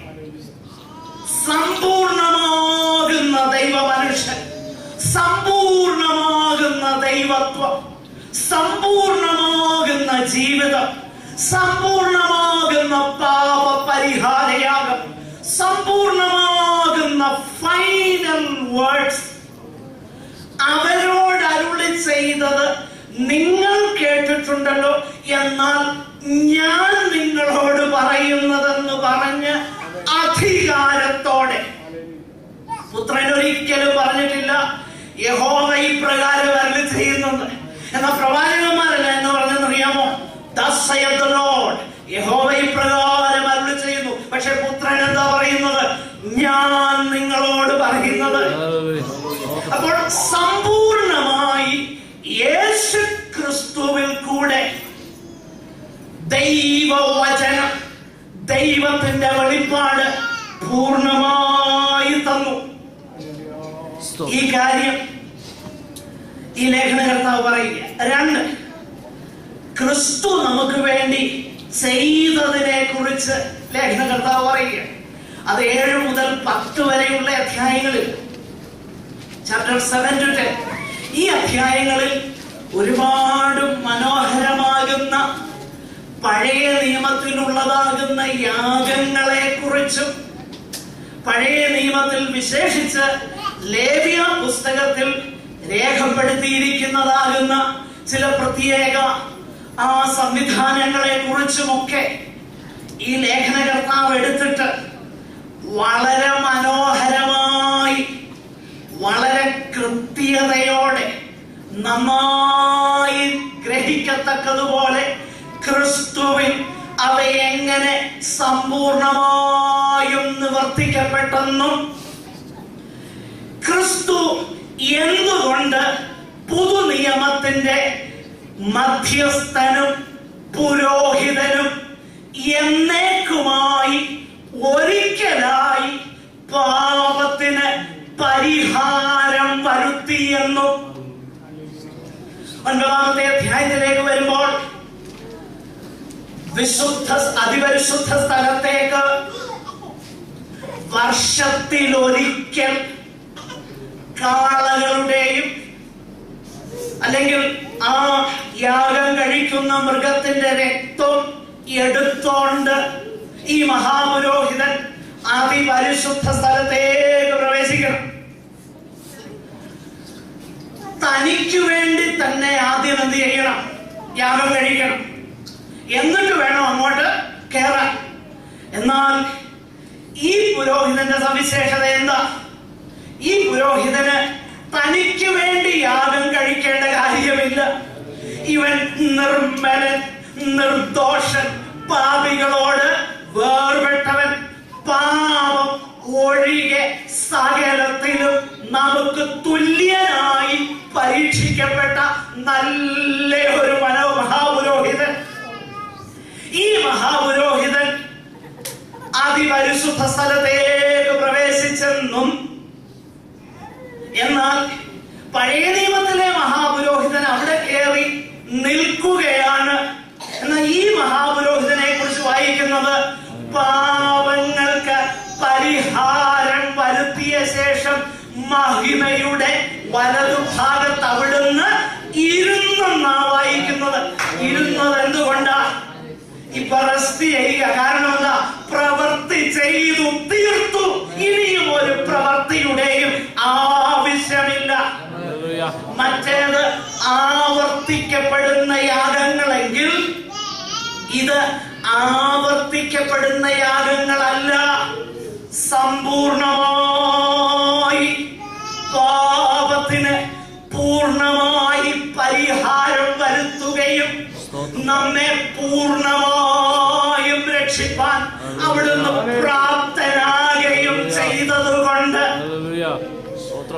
ഇപ്പോൾ ദൈവ സാന്നിധ്യത്തിൽ 9-ാം അധ്യായത്തിൽ നമ്മൾ വായിക്കുന്നത് ഇങ്ങനെയാ: കാളകളുടെയും മലിനമാക്കപ്പെട്ടവരുടെ മേൽ തളിക്കപ്പെടുന്ന പശുഭസ്മവും ഒക്കെ ശരീര ശുദ്ധി വരുത്തുന്നു എങ്കിൽ ദൈവത്തിന് തന്നെ താൻ ദൈവാത്മാവിനാൽ, ആ ശുദ്ധാത്മാവിനാൽ അർപ്പിക്കപ്പെട്ട യേശുവിന്റെ രക്തം ജീവനുള്ള ദൈവത്തെ ആരാധിപ്പാൻ നിങ്ങളുടെ മനസാക്ഷിയെ, മനസാക്ഷി ശ്രദ്ധിക്കണം. പൗലോസ് ഇത് തന്നെയാ പറയുന്നത്: ഞാൻ പൂർവന്മാരുടെ ദൃഷ്ടാന്തം അനുസരിച്ച് നിർമ്മല മനസാക്ഷിയോടെ ആരാധിക്കുന്ന ദൈവസാക്ഷി. മനസാക്ഷി ശുദ്ധീകരിക്കപ്പെട്ട് ദൈവത്തെ ആരാധിപ്പാൻ നമ്മെ പ്രാപ്തമാക്കുന്ന ഈ മഹാപുരോഹിതൻ ഒറ്റയാഗം കൊണ്ട്. എന്നാൽ അത് മാത്രമല്ല, മറ്റേ മഹാപുരോഹിതൻ അകത്ത് കയറി കഴിയുമ്പോൾ പേടിച്ച് പറിച്ച് നിൽക്കുകയാണ്. പുറത്ത് ജനമല്ലാതെ ആകാംക്ഷയോടെ കാത്തു നിൽക്കുകയാണ്. വരുമോ വരത്തില്ലയോ? ഭയങ്കര ആകാംക്ഷയാണ്. ലൂക്കോസിന്റെ സുവിശേഷം വായിച്ചു നോക്കിക്കഴിഞ്ഞാൽ അവിടെ സഖരിയാവ് എന്ന പുരോഹിതൻ അകത്ത് കയറിയപ്പോൾ താമസിക്കുന്നെന്ന് കണ്ടപ്പോ ജനമെല്ലാം എന്ത് ചെയ്തെന്ന് അറിയാമോ? രാവിലെ പെണ്ണോ പറ്റി അവിടെ മരിച്ചു വീണോ? അപ്പോൾ ഇവിടെ ജനമെല്ലാം പുറത്ത് ആകാംക്ഷയോടെ കാത്തു നിൽക്കുകയാണ്. ഈ പുരോഹിതൻ വരുമോ വരത്തില്ലയോ? വന്നെന്ന് പറയാം, പഴയ നിയമത്തിലെ പുരോഹിതൻ. പക്ഷെങ്കിൽ ഈ മഹാപുരോഹിതനെ കുറിച്ച് അതല്ല കാണുന്നത്. അതേ പദപ്രയോഗം ഉപയോഗിച്ചിട്ടുണ്ട്. പഴയ നിയമത്തിൽ ഉപയോഗിച്ച് അതേ പദപ്രയോഗം. ഏത്? തനിക്കായി കാത്തു നിൽക്കുന്നവരുടെ രക്ഷയ്ക്കായി പാപം കൂടാതെ അവിടുന്ന് രണ്ടാമത് പ്രത്യക്ഷനാകും. യേശു കാൽവറിയിൽ മരിച്ചത് സത്യമെങ്കിൽ അത് സത്യമാണെന്ന് ഈ പുസ്തകം പറയുന്നു, ചരിത്രവും പറയുന്നു, നമ്മുടെ മനസാക്ഷിയും പറയുന്നു, നമ്മുടെ അനുഭവവും പറയുന്നു. അങ്ങനെയെങ്കിൽ യേശു മടങ്ങി വരുമെന്ന് ഉറപ്പായി നമുക്ക് വിശ്വസിക്കാം. ഉറപ്പായി വിശ്വസിക്കാം.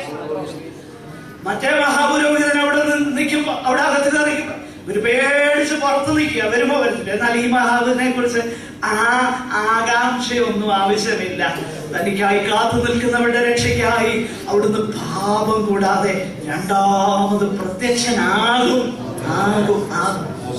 അപ്പോൾ രണ്ട് കാര്യങ്ങളാണ് പ്രധാനമായിട്ട് പറയുന്നത്. ഒന്ന്, the revelation of God, ക്രിസ്തുവിലുള്ളതാകുന്ന ദൈവിക വെളിപ്പാട് അല്ലെങ്കിൽ ദൈവവചനം.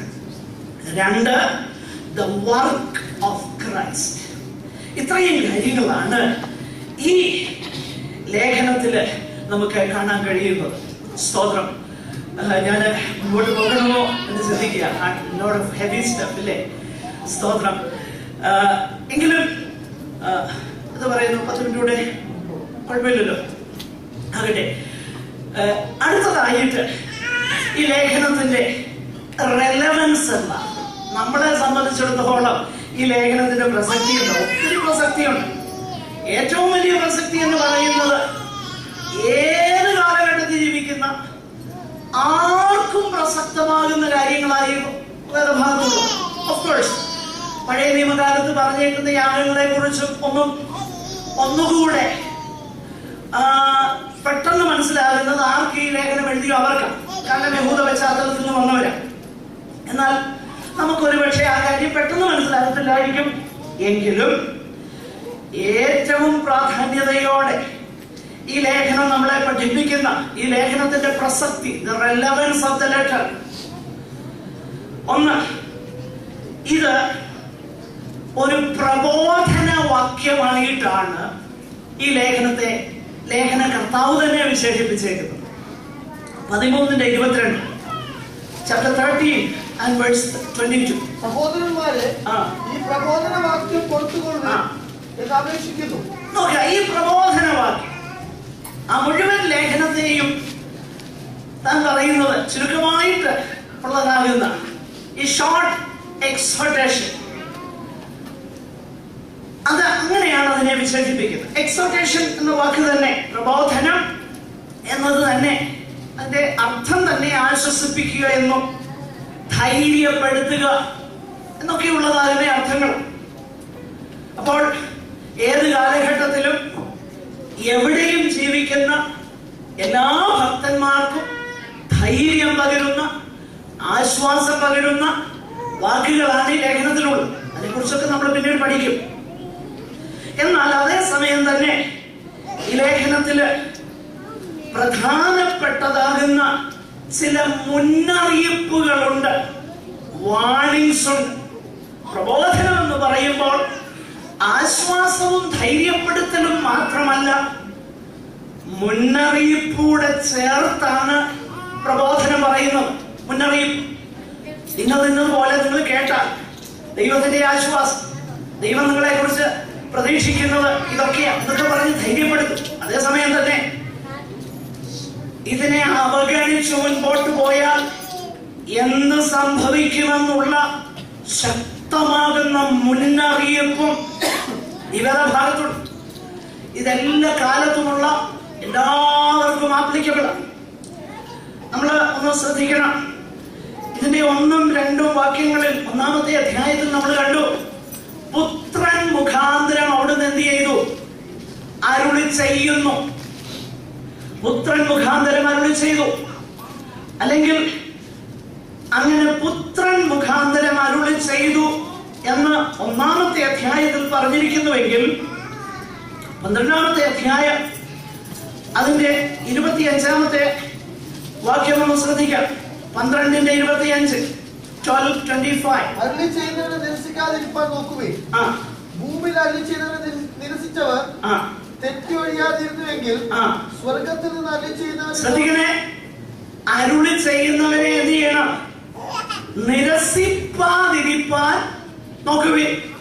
ഭൂമിയിൽ അരുളി ചെയ്യുന്നവനെ, മോശയെ കുറിച്ചാണ് പറഞ്ഞേക്കുന്നത്, ഭൂമിയിൽ അരുളി ചെയ്യുന്നവരെ നിരസിച്ചവർക്ക് എന്നോ കിട്ടി? ശിക്ഷ കിട്ടി. അങ്ങനെയെങ്കിൽ സ്വർഗത്തിൽ നിന്ന് അരുളി ചെയ്യുന്നവനെ നാം വിട്ടുമാറിയാൽ എത്രയധികം. warning,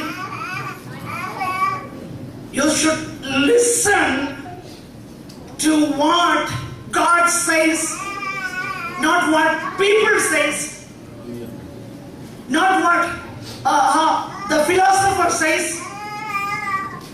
ഫിലോസഫർ പറയുന്നതോ മറ്റു മനുഷ്യരോ പറയുന്നതോ അല്ല കേൾക്കേണ്ടത്.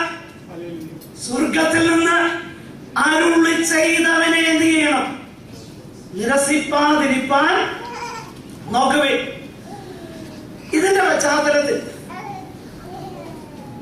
ഈ ഒരു പ്രത്യേക മനോഭാവം ഉണ്ടായിരുന്ന ചിലരവിടെ ഉണ്ടായിരുന്നു. നമുക്കൊന്ന് പെട്ടെന്ന് ശ്രദ്ധിക്കാം. അതുകൂടെ പറഞ്ഞ് ഞാൻ അവസാനിപ്പിക്കാം. അതിന്റെ 2-ാം അധ്യായം 1 മുതൽ ഉള്ള വാക്യങ്ങളൊന്ന് ശ്രദ്ധിച്ചു. അതുകൊണ്ട് നാം വല്ലപ്പോഴും ഒഴുകി പോകാതിരിക്കേണ്ടതിന് കേട്ടത് അധികം ശ്രദ്ധയോടെ കരുതിക്കൊള്ളുവാൻ ആവശ്യമാകുന്നു. വായിച്ചു. ദൂതന്മാർ മുഖാന്തരം അരുളി ചെയ്ത വചനം സ്ഥിരമായിരിക്കുകയും ഓരോരോ ലംഘനത്തിനും അനുസരണക്കേടിനും ന്യായമായ പ്രതിഫലം ലഭിക്കുകയും ചെയ്തുവെങ്കിൽ കർത്താവ് താൻ പറഞ്ഞു തുടങ്ങിയതും ദൈവം അടയാളങ്ങളാലും അത്ഭുതങ്ങളാലും വിവിധ വീര്യപ്രവൃത്തികളാലും തന്റെ ഇഷ്ടപ്രകാരം പരിശുദ്ധാത്മാവ് നൽകിക്കൊണ്ടും സാക്ഷി നിന്നതും കേട്ടവർ നമുക്ക് ഉറപ്പിച്ചു തന്നതുമായ ഇത്ര വലിയ രക്ഷ ഇത്ര വലിയ രക്ഷ. നോക്കുക, പ്രശ്നം എവിടെയാ തുടങ്ങിയത്? കേട്ടത് ശ്രദ്ധയോടെ കരുതിയില്ല. Drifting from what God said. Drifting away, drifting away, drifting away എന്നുള്ളതാകുന്ന ആ പദം പിന്നീട് അവിടെ നമ്മൾ പഠിക്കുമ്പോൾ ഞാൻ വിശദമാക്കാം, എങ്കിലും പെട്ടെന്ന് പറഞ്ഞു പോകട്ടെ. ഡ്രിഫ്റ്റിംഗ് അവേ എന്നുള്ള പദം, അതിന്റെ ശരിയായിട്ടുള്ള മീനിങ് ഈ ഗതി തെറ്റി കടലിൽ യാത്ര ചെയ്യുന്ന ഒരു ഷിപ്പ്, ഒരു നൗക ഗതി തെറ്റി അതിനെ നിയന്ത്രിക്കുന്ന ഘടകങ്ങളെല്ലാം അല്ലെങ്കിൽ അതിനെ നിയന്ത്രിക്കാനുള്ള കാര്യങ്ങളെല്ലാം നഷ്ടപ്പെട്ട് അലഞ്ഞു പോകുന്നതിനെ കുറിച്ചുള്ള ഗ്രീക്ക് പദമാണ് ഇവിടെ ഉപയോഗിച്ചിരിക്കുന്നത്. 2005 ബോംബെയിൽ ഞങ്ങൾ പാർക്കുമ്പോൾ ഇവിടെ വലിയൊരു വെള്ളപ്പൊക്കം ഉണ്ടായി. വെള്ളപ്പൊക്കം ഉണ്ടായി കഴിഞ്ഞപ്പോൾ വലിയ വലിപ്പമുള്ള ഒരു കപ്പൽ, അതിന്റെ ആ മൂറിങ്സ്, അതിന്റെ ആങ്കർ അതെങ്ങനെയോ വിട്ടുപോയി. അത് വന്ന് ഇറ്റ് റാൻ അഗ്രൗണ്ട്, മണൽത്തിട്ടമേൽ ഉറച്ചത്. അത് വലിയൊരു കാഴ്ചയായിരുന്നു. എന്നാ സംഭവിച്ചത്? ആ അടിസ്ഥാനത്തിൽ ഉറച്ചു നിൽക്കാൻ തക്കവണ്ണം കഴിഞ്ഞില്ല ഈ കാറും കോളും അടിച്ചപ്പോൾ. അതേ അർത്ഥം വരുന്ന പദമാണ് ഇവിടെ ഉപയോഗിച്ചിരിക്കുന്നത്. 6-ാം അധ്യായത്തിലേക്ക് വരുമ്പോൾ നമ്മൾ പിന്നീട് കാണും ആ കാര്യം അല്ലെങ്കിൽ ആ പ്രത്യാശ നമുക്ക് ആത്മാവിന്റെ ഒരു നങ്കൂരവും പിന്നെ തിരശ്ശീലയ്ക്ക് അകത്തേക്ക് കടക്കുന്നതുമാണ്. നോക്കുക, അപ്പോൾ ദൈവവചനത്തിന്മേൽ ഉറച്ചു നിൽക്കുക, വല്ലപ്പോഴും ഒഴുകിപ്പോകാതിരിക്കുക, ഉറച്ചു നിൽക്കുക. ആ ആങ്കർ ശരിയായി ദൈവവചനത്തിന്മേലായിരിക്കണം. ആ കാര്യം നമ്മൾ കാണും. 2, അതിന്റെ 3-ാമത്തെ അധ്യായം 7 മുതലുള്ള വാക്യങ്ങൾ നിങ്ങൾ വായിക്കണ്ട, ഞാനങ്ങ് പറയാം. രണ്ടാമതായിട്ട് ഉണ്ടാകുന്ന എന്നറിയാമോ? ജീവനുള്ള ദൈവത്തെ ത്യജിച്ചു കളയും, വിശ്വസിക്കാൻ കഴിയുന്നില്ല. Doubting God's word. ആദ്യം we willfully drift away from God's word, then we doubt God's word. പിന്നെ നമ്മൾ ദൈവവചനം അവിശ്വസിക്കാൻ തുടങ്ങും. 5:11 മുതൽ വായിച്ചു നോക്കിക്കഴിഞ്ഞാൽ ഇതിനെ കുറിച്ച് വളരെ പറയാനുണ്ട്. എങ്കിലും നിങ്ങൾ എന്തായി തീർന്നു? Dullness in hearing God's word. ശ്രദ്ധിക്കണേ. ഈ അസുഖം എവിടാ തുടങ്ങിയത്? ആ നങ്കൂരം തെറ്റി. പലരുടെയും നങ്കൂരമോ അടിസ്ഥാനം ഉറച്ചു നിൽക്കുന്നത് എവിടെയല്ല? ദൈവവചനത്തിന്റെ അല്ല. അതുകൊണ്ട് കുറച്ച് കഴിയുമ്പം ദൈവവചനമല്ല വിശ്വാസം, വല്ലോരും പറയാൻ നോക്കിയ വിശ്വാസം. അത് കഴിഞ്ഞപ്പം പിന്നെന്താ സംഭവിക്കുന്നത്? പിന്നെ ഇത് കേൾക്കാനേ ഇഷ്ടമില്ല. ഡൾനെസ്, മന്ദത. പിന്നെ എന്തുണ്ടായി? അതിന്റെ അടുത്ത സ്റ്റെപ്പ് നമ്മൾ 6-ാമത്തെ അധ്യായത്തിലുമുണ്ട്. എന്നാൽ 10-ാമത്തെ അധ്യായത്തിലേക്ക് വരുമ്പോൾ അതിന്റെ 26 മുതൽ ശ്രദ്ധിച്ച്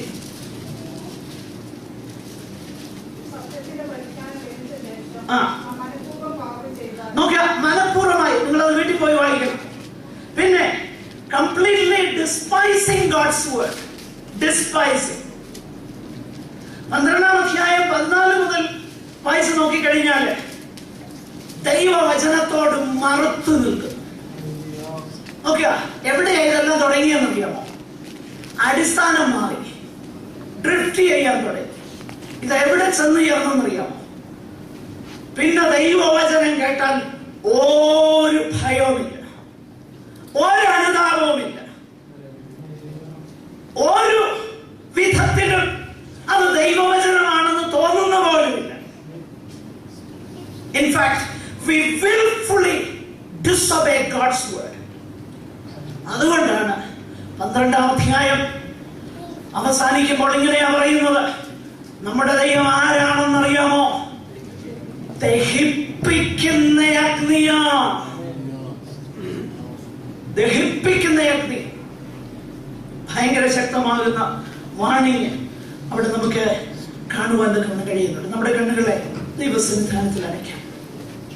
ഈ രാത്രി സമയം നമ്മൾ ചില കാര്യങ്ങൾ ചിന്തിച്ചു. എനിക്കറിയാം വളരെ ഒരുപക്ഷെ നിങ്ങൾക്ക് മനസ്സിലാക്കുവാൻ ബുദ്ധിമുട്ടുള്ളതാകുന്ന പല കാര്യങ്ങൾ പറഞ്ഞു. എന്നാൽ വരുന്ന ആഴ്ചകളിൽ നമ്മളത് വിശദമാക്കുമ്പോൾ ഈ കാര്യങ്ങളൊക്കെ അല്പം കൂടെ ഗ്രഹിപ്പാൻ ദൈവത്തിന്റെ പരിശുദ്ധാത്മാവ് നിങ്ങളെ ഓരോരുത്തരെയും സഹായിക്കും. മാത്രമല്ല ദയവ് ചെയ്ത് ആ തിരുവചന ഭാഗം മനസ്സിരുത്തി വായിപ്പാനായിട്ട് ഞാൻ അപേക്ഷിക്കുന്നു. നമ്മെ തന്നെ ദൈവകരങ്ങളിൽ ഏൽപ്പിക്കാം. നമ്മുടെ കർത്താവിന്റെ കാരുണ്യത്തെ ഓർക്കാം. ജീവിതത്തിൽ എന്ത് സംഭവിച്ചാലും ദൈവവചനത്തിന്മേൽ നാം ഉറച്ചു നിൽക്കുവാനായിട്ട് നമുക്കൊരു തീരുമാനമെടുക്കാം. നമ്മുടെ കർത്താവിലേക്ക് നമ്മുടെ കണ്ണുകളെ ഉയർത്താം. ഹല്ലേലൂയ. നമ്മുടെ മഹാപുരോഹിതനാകുന്ന യേശുവിനെ നമുക്ക് ശ്രദ്ധിച്ചു നോക്കാം. അങ്ങനെ ശ്രദ്ധിച്ചു നോക്കുമ്പോൾ നാം എന്താ കാണുന്നത്? നമ്മുടെ ബലഹീനതകളിൽ സഹതാപം കഴിയാൻ കഴിവുള്ള നല്ല ഒരു മഹാപുരോഹിതൻ. ശ്രദ്ധിച്ച് നോക്കുമ്പോഴേ അത് മനസ്സിലാക്കാൻ കഴിയുള്ളൂ. അങ്ങോട്ട് അടുക്കുമ്പോഴേ മനസ്സിലാക്കാൻ കഴിയത്തുള്ളൂ. അവിടുന്ന് കരുണയോടെ ദയോടെ കരങ്ങളെ നീട്ടി നമ്മെ സ്വീകരിച്ച് തന്റെ മാറോട് അടയ്ക്കാൻ കരുണയുള്ളവനാണെന്ന് മനസ്സിലാക്കുന്നത് അപ്പോഴാണ്. അതുകൊണ്ട് കർത്താവിലേക്ക് നമുക്ക് നോക്കാം. ആ കർത്താവ് നമുക്ക് വേണ്ടി പാപങ്ങളുടെ പരിഹാരമായിട്ട് ഒരിക്കലായിട്ട് താൻ കഴിച്ച യാഗത്താൽ സമ്പൂർണമാകുന്ന രക്ഷ അവിടുന്ന് ഒരുക്കി നമ്മെ പൂർണ്ണമായി രക്ഷിക്കാൻ അവിടുന്ന് പ്രാർത്ഥന. ഇന്ന് പിതാവിന്റെ സന്നിധാനത്തിൽ അവിടുന്ന് നമുക്ക് വേണ്ടി വലതു ഭാഗത്ത് പക്ഷവാദം ചെയ്തുകൊണ്ടിരിക്കുക. എന്നാൽ ഒരു ദിവസം അവിടുന്ന് മടങ്ങി വരും. ഹല്ലേലൂയ. ഇപ്പോഴും യേശുവിന്റെ രക്തത്തിന് വലിയ ശക്തിയുണ്ട്. കാളകളുടെയും ആട്ടുകൊറ്റന്മാരുടെയും രക്തവും മലിനപ്പെട്ടവരുടെ മേൽ തളിക്കുന്ന പശു ഭസ്മത്തിന് പോലും ജടിക ശക്തി വരുത്താൻ കഴിയുമെങ്കിൽ യേശുവിന്റെ രക്തത്തിന് എത്രയധികമായിട്ട് നമ്മുടെ ഹൃദയങ്ങളെ ശുദ്ധീകരിക്കാനായിട്ട് കഴിയും. ആകയാൽ ദൈവത്തിന്റെ പരിശുദ്ധാത്മാവിനാൽ നിയന്ത്രിക്കപ്പെട്ടവരായി അനുതാപത്തോടെ യേശുവിന്റെ രക്തം നമ്മുടെ ഹൃദയങ്ങളിൽ തളിക്കപ്പെടേണ്ടതിനായിട്ട് നമുക്ക് കർത്താവിന്റെ പാദപീഠത്തിൽ നമ്മെ തന്നെ ഏൽപ്പിക്കാം. നമുക്ക് പ്രാർത്ഥിക്കാം. സഹോദരന്മാർ ഒരാൾക്ക് പ്രാർത്ഥിച്ച് അവസാനിപ്പിക്കാം.